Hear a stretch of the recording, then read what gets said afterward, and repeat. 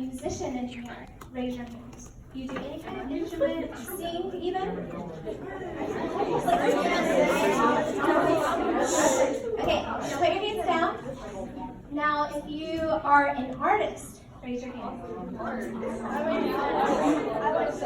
Yeah, if you enjoy drawing, if you enjoy any kind of art. Okay, put your hands down.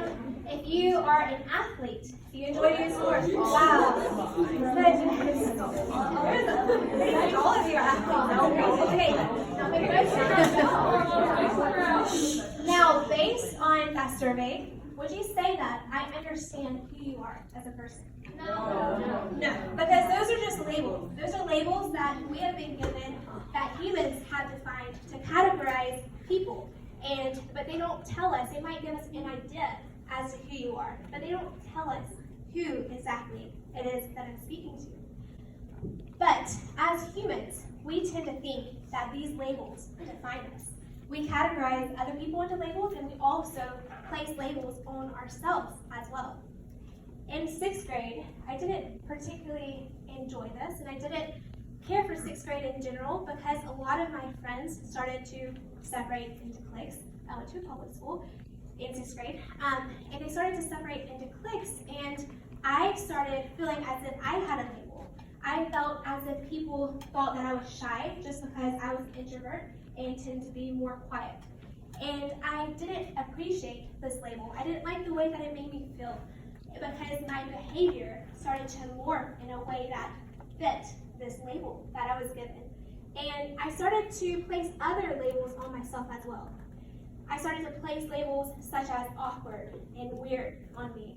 And I felt that was who I was. I felt as if that was my identity. But as I drew closer to God in a personal relationship, He showed me that those labels, those categories were not what defined me. It wasn't who I actually was. So He had to take me on a journey to discovering who I was, not based on what other people thought about me, not based on those labels, but based on what He says about me. Is there anyone in here who wants to share with me their favorite movie? Raise your hand.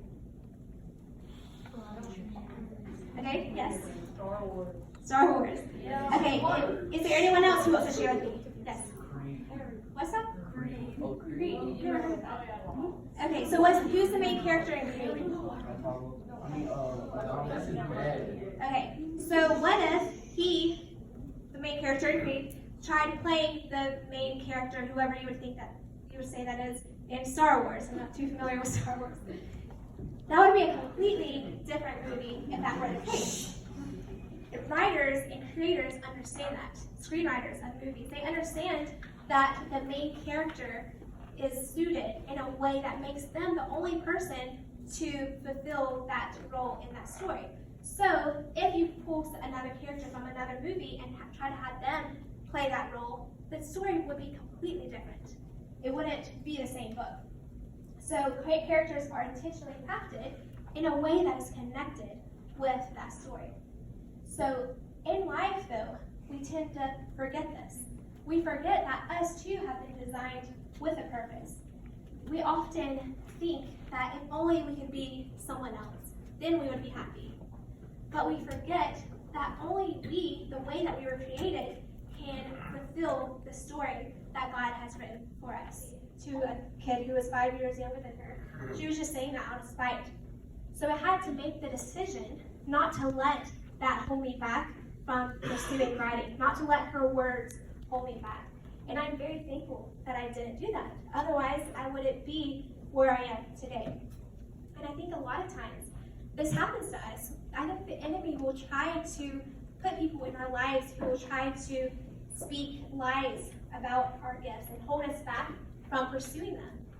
And that's because he doesn't want us to pursue them. He doesn't want us to impact people the way that we could when we really step into the role that God has assigned for us. And so does anyone in here know what the Urban Dictionary is? Okay, so does anyone want to try to explain what it is? It's sort of like an online dictionary. Right. It's an online dictionary, but what makes it different from a real dictionary? it's sort of fake. Yes, it's a fake dictionary, and anyone can go there and create a slang word, such as YOLO, you only live once. You can go there and put in that word and write your own definition of that word. So because of that, if you ever try to write an essay with words using this dictionary, you probably would not get a good grade, and that's because the Urban Dictionary does not carry the same weight, the same authority as the Webster's Dictionary. Sometimes we might wish that understanding our identity could be as simple as, flipping through the pages of a dictionary or just typing up our name in a dictionary and reading about who we are. And sometimes we might do that mentally. We might rehearse the fake definitions that other people have assigned to us, the fake definitions. But we have to remember that what people have said about us, or even what we believed about ourselves, that does not carry the same authority as what the real dictionary, the real thing. Instead, when we desire to understand more about our identity, we should seek answers in the only book that has the power, the authority to define our worth. And what book is that called? The Bible. Exactly.